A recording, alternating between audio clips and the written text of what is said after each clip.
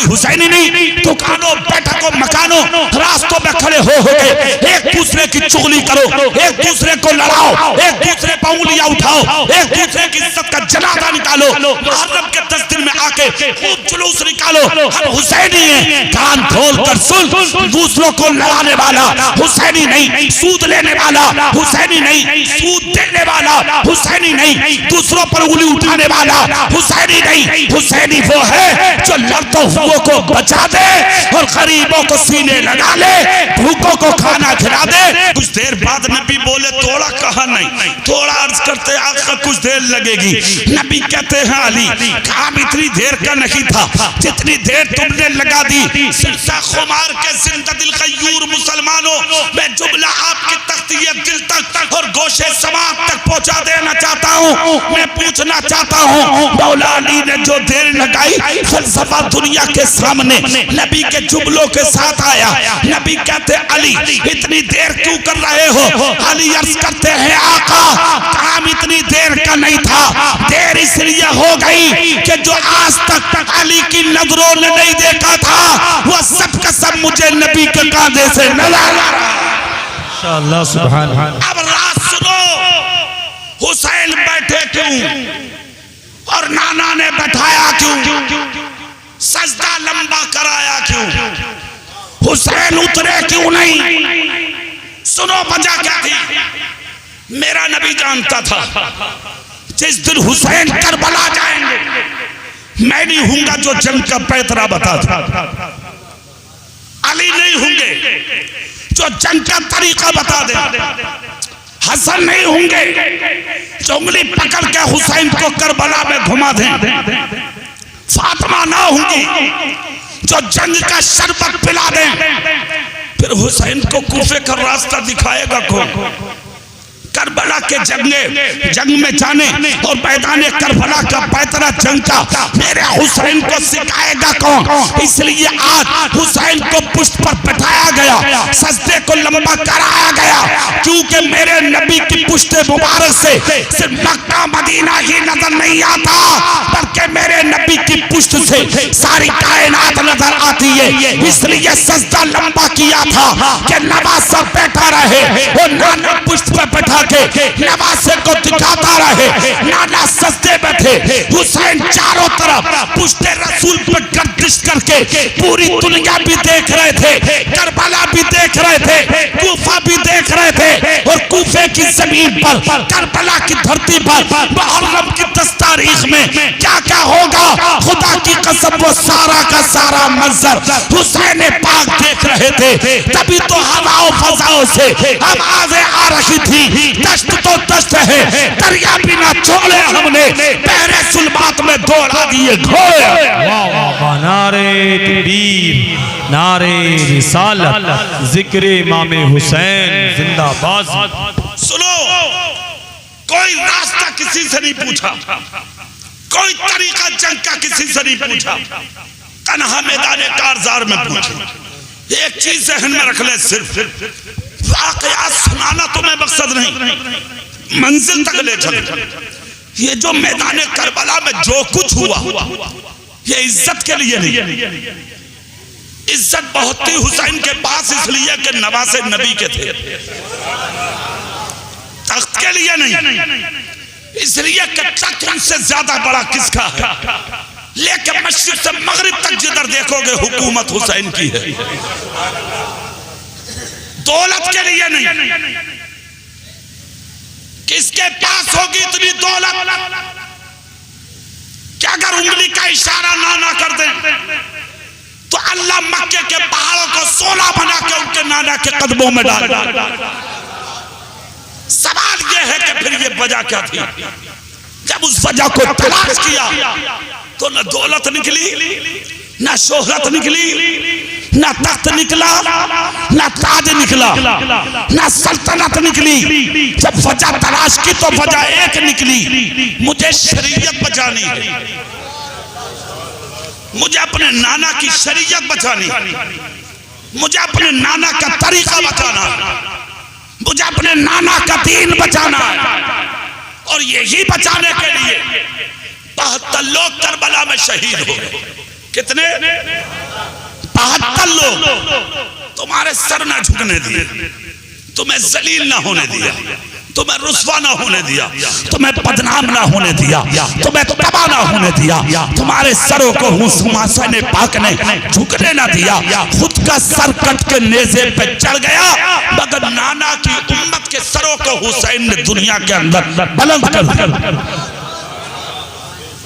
ये जिम्मेदारी इस उम्मत की है कि जब तक जिंदा रहे जमीन पर मिट्टी पर नाम लिख लिख के हुसैन का चूमते रहे, उनके घर वालों का दीवारों पर नाम लिख के चूमते रहे, उनका जिक्र करते रहे, उनके नाम के नारे लगाते रहे। सिर्फ हाथ उठाने से इंसान हुसैनी नहीं बनता, शोर बचाने से हुसैनी नहीं बनता, हुआ करने से आदमी हुसैनी नहीं बनता। सच्चा हुसैनी वो है जो 5 वक्त नमाजी, जो न हुसैनी है वो 5 वक्त नमाजी है, और जो नमाजी है वो पक्का हुसैनी है। नमाज पढ़ो मत, हम हुसैनी हैं। बाप की इज्जत करो मत, हम हुसैनी हैं। माँ को वक्त पे खाना खिलाओ मत, हम हुसैनी हैं। गांव में बड़ों की ताज़ीम करो मत, हम हुसैनी हैं। मस्जिदों में इमाम ना रुकने दो, हमसे बड़ा कोई हुसैनी नहीं। आलिमों की इज्जत पे उंगलियां उठाओ, हमसे बड़ा कोई हुसैनी नहीं। गांव में नफरत फैलाओ, हमसे बड़ा कोई हुसैनी नहीं। दुकानों, बैठकों, मकानों, रास्तों में खड़े हो गए एक दूसरे की चुगली करो, एक दूसरे को लड़ाओ, एक दूसरे पर उंगलियां उठाओ, एक दूसरे की इज्जत का जनाजा निकालो। मुहर्रम के 10 दिन में आके खूब जुलूस निकालो, हम हुसैनी हैं। कान खोल कर सुन, दूसरों को लड़ाने वाला हुसैनी नहीं, सूद लेने वाला हुसैनी नहीं, सूद देने वाला हुसैनी नहीं, दूसरों पर उंगली उठाने वाला हुसैनी नहीं। हुसैनी वो है जो लड़ते हुओं को बचा दे और गरीबों को सीने लगा ले, भूखों को खाना खिला दे, प्यासों को पानी पिला दे। इसलिए कि किसी को प्यासा बाप भेजने वाला हुसैनी नहीं होता, प्यासों को पानी पिलाने वाला हुसैनी। वाह वाह माशाअल्लाह, जिंदाबाद।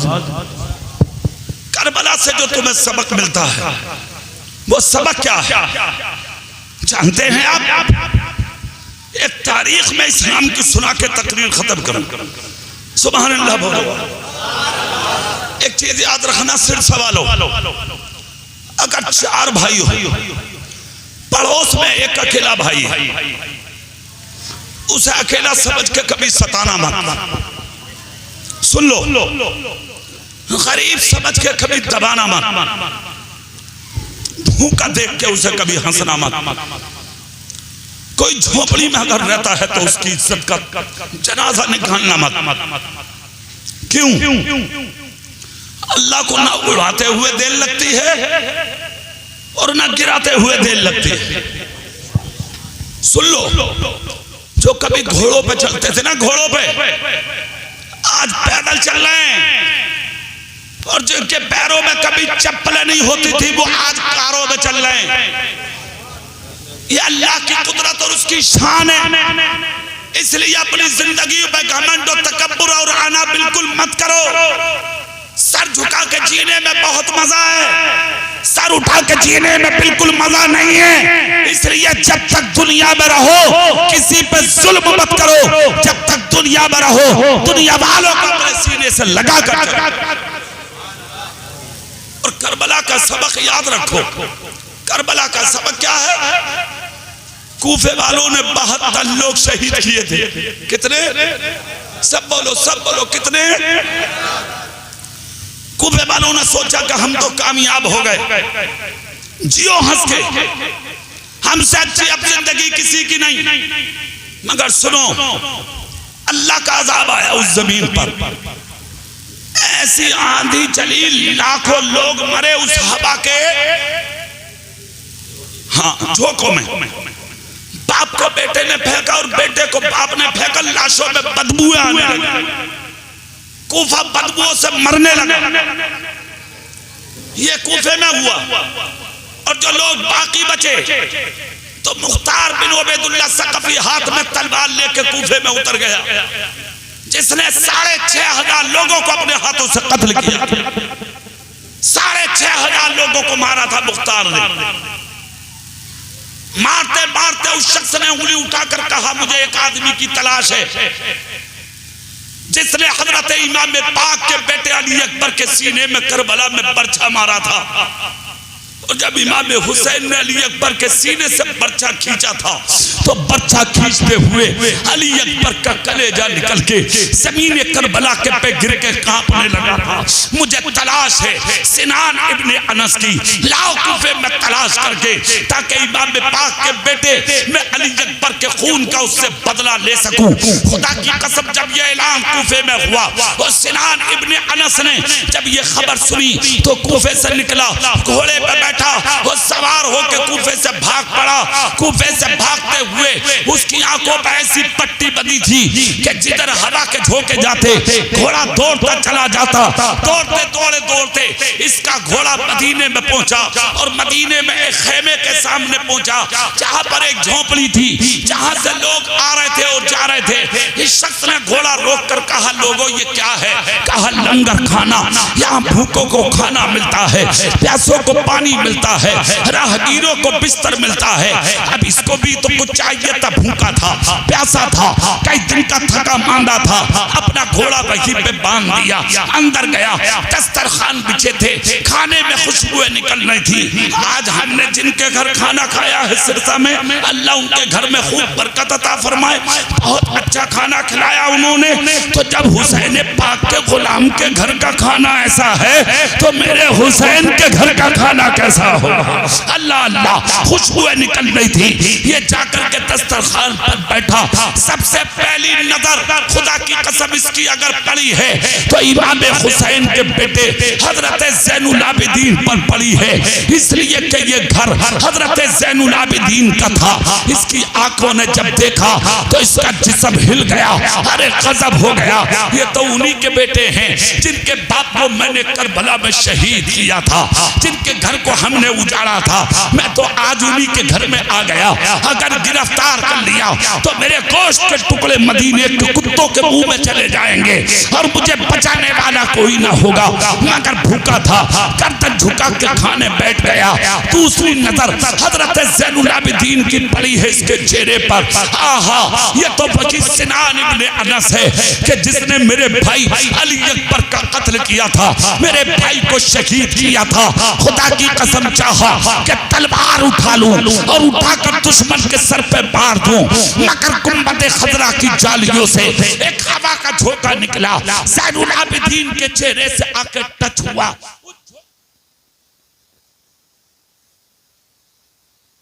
नहीं, भूखे को खाना खिलाने का वक्त है। हमारे दरवाजों पे किसी को भगाया नहीं जाता, हमारे दरवाजों पे भूखों को खाना खिलाया जाता। अल्लाह अल्लाह, दुश्मन की प्लेट में खुद खाना डाला। हजरत ज़ैनुल आबिदीन ने दोबारा आए, फिर खाना डाला, तीसरी बार आए, फिर खाना डाला, चौथी बार इससे कहा और दूं, कहा नहीं मैं शिकम शेर हूँ। इसने सोचा इन्होंने पहचाना नहीं, अगर पहचान लेते तो मुझे खाना नहीं खिलाते, गिरफ्तार करा के मुझे कत्ल करा देते, मगर ये मुझे पहचान ना पाए। एक दिन रुका, 2 दिन रुका, 3 दिन रुक गया।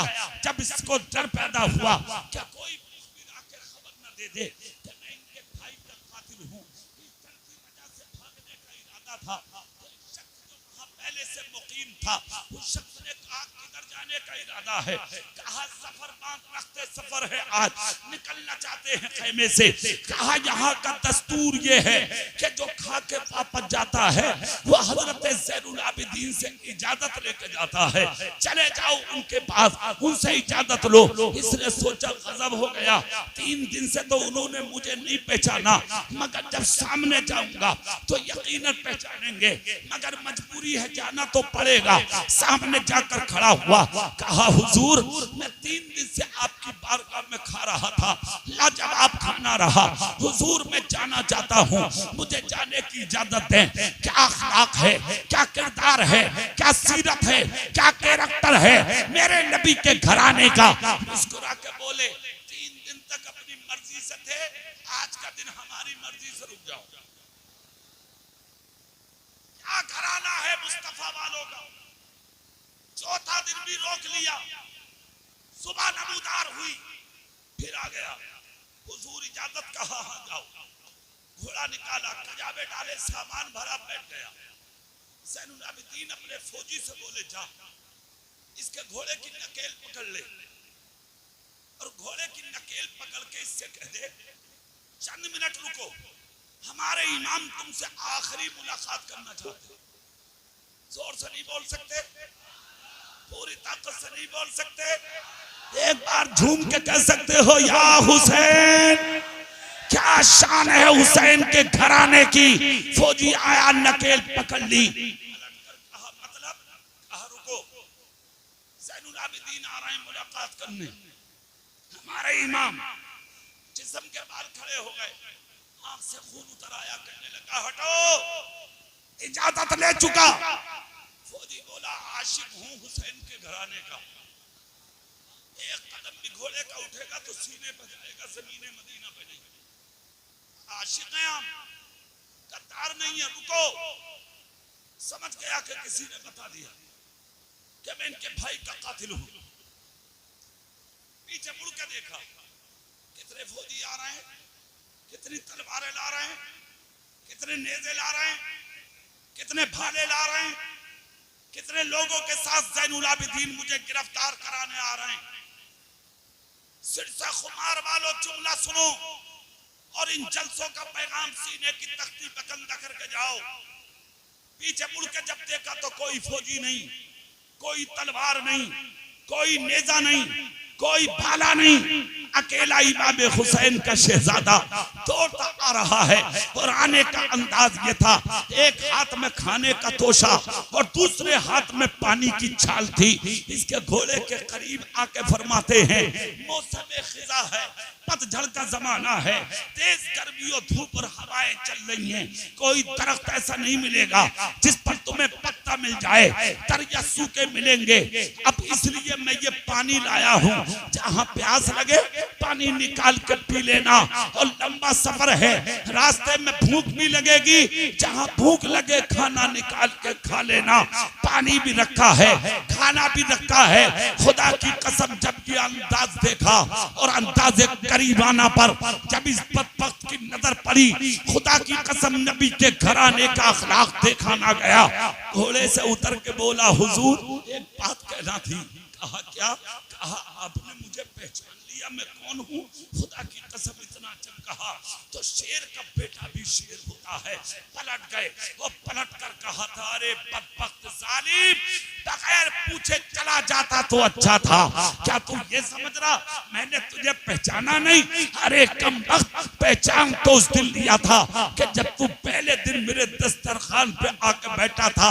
मेरी नजर ने जब तुझे देखा मैंने जब भी पहचान लिया था कि तू सिनान इब्ने अनस, वही बदबख्त जालिम है जिसने मेरे भाई अली अकबर के सीने पे पर्चा मारा था।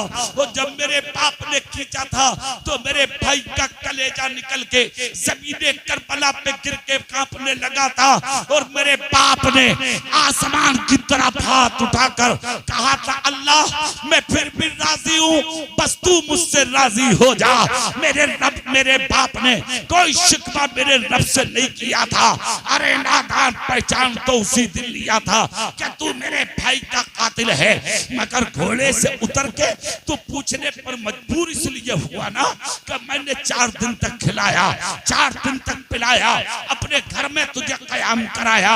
वो जब चल दिया तो सफर के वक्त तुझे तोशा और पानी भी दे दिया। इसलिए पूछ रहा ना कि मैं तुझे पहचान ना सका।